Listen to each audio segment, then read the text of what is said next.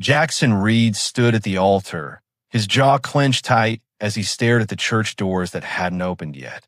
In 10 minutes, he'd be married to a woman he'd spoken to exactly 3 times. A woman the whole town called the Old Maid.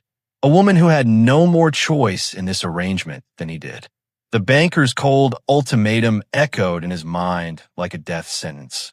Marry within the month or lose the ranch. Behind him, he could hear the whispered gossip of the townsfolk who'd orchestrated this whole mess. They thought they knew what was best for him, for his motherless daughter, for his failing ranch. They had no idea what they'd just set in motion. Just 2 weeks ago, Jackson had been sitting in Banker Morrison's office, hat in hand, begging for more time. The drought had killed half his cattle, and the remaining herd wasn't enough to cover his debts. "I've got a solution for you, Reed," Morrison had said with a smile that didn't reach his eyes. "The town committee has been discussing your situation. You need a wife to help raise that little girl of yours, and your ranch needs a woman's touch. We found the perfect candidate." Jackson had laughed bitterly. "I buried my wife 6 months ago, Morrison. I'm not looking for another one." But Morrison's next words had crushed that defiance. "Then you'll be burying your ranch too. Marry by month's end, or I call your loans." All of them. The committee had presented their solution the very next day. Mrs. Henderson, the town's self-appointed matchmaker, had marched into his kitchen with a triumphant smile. "Jackson Reed, meet your salvation. Lillian Hartwell has agreed to marry you." Jackson had stared at the stern-faced woman standing behind Mrs. Henderson.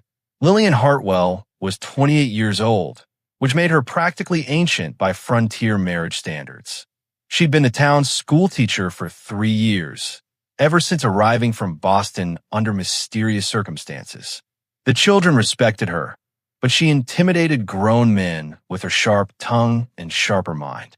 She was tall, serious, and completely wrong for him in every way imaginable. What Jackson didn't know was that Lillian had her own demons chasing her west. 3 years ago, she'd been engaged to Boston's most eligible bachelor, only to discover he was already married. The scandal had destroyed her reputation overnight. Her father, a respected doctor, had died of shame within months. With nowhere else to turn, she'd answered an advertisement for a frontier schoolteacher, hoping to disappear into the vast Wyoming territory. She'd build a new life, teaching children whose parents could barely read themselves. But she'd never quite escaped the whispers that followed her from town to town. Damaged goods, they called her. Too proud for her own good. And now, at 28, she was facing her own ultimatum. School board chairman Williams had cornered her after classes just yesterday. "Miss Hartwell, the town's decided you need a husband. It's not proper, a woman your age living alone. Some folks are starting to talk." Lillian had straightened her spine the way her Boston finishing school had taught her. "My personal life is no one's business, Mr. Williams." But Williams had shaken his head. "This is a small town, Miss Hartwell. People talk, and when they talk, they make decisions. The school boards decided that unmarried women of a certain age aren't suitable teachers for impressionable children. You can marry Jackson Reed and keep your position where you can find yourself on the next stage out of town." The choice, such as it was, had been made for her. Now, as the church doors finally creaked open, both bride and groom felt the weight of their shared imprisonment. Lillian walked down the aisle in a simple gray dress, her face set in an expression of quiet dignity that hid her screaming nerves. She looked neither left nor right, focusing only on the man waiting for her with obvious reluctance. Jackson watched her approach and felt a strange mixture of resentment and pity. They were both victims of this town's misguided good intentions. Two broken people being forced together like pieces of a puzzle that would never fit. The ceremony itself was a masterpiece of barely concealed tension. Reverend Matthews rushed through the vows as if he sensed the explosive atmosphere in the room.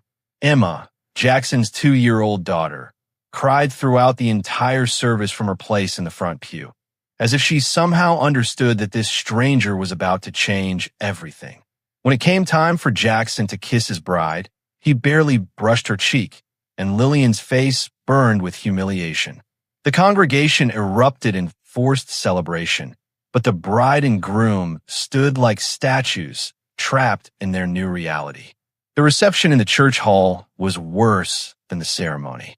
The townsfolk congratulated themselves on their matchmaking skills while the newlyweds sat at opposite ends of the head table, barely speaking. Perfect solution, Mrs. Henderson proclaimed loudly. Jackson gets help with little Emma, Lillian gets security, and the ranch gets saved. Everyone wins. Jackson's knuckles went white around his coffee cup. Everyone wins? He just signed away his freedom to save a ranch that might not even be worth saving.